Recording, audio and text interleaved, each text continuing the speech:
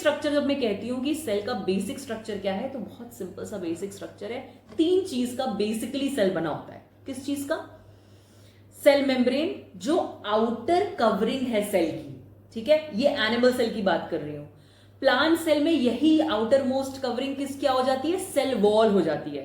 तो प्लांट्स में the outermost covering is cell wall, and animals में the outermost covering is cell membrane. ठीक।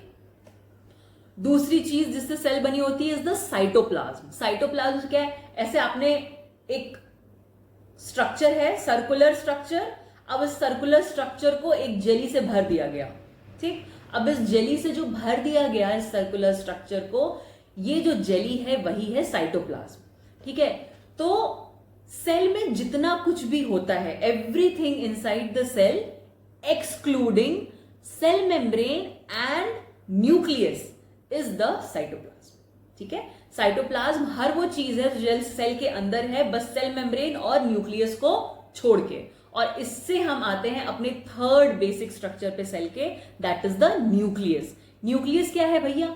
Nucleus is the brain of the cell. Cell का brain है, that is the director of the whole cell. जैसा nucleus कहेगा वैसा cell में होगा। ठीक है। तो it controls everything.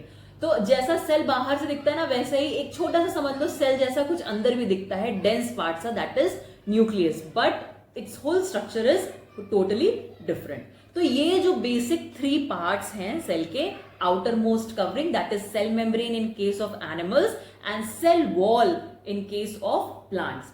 Then inside at it, तो जब प्लांट्स में मतलब क्या होता है, सबसे आउटर में सेल वॉल होती है, उसके अंदर सेल मेम्ब्रेन होता है, उसके अंदर साइटोप्लाज्म भरा रहता है पूरे सेल के अंदर, प्लाज्मा मेम्ब्रेन के अंदर, और उसके अंदर होता है एक न्यूक्लियस। ठीक है। तो ये बेसिक स्ट्रक्चर बता रही हूं, इसके अलावा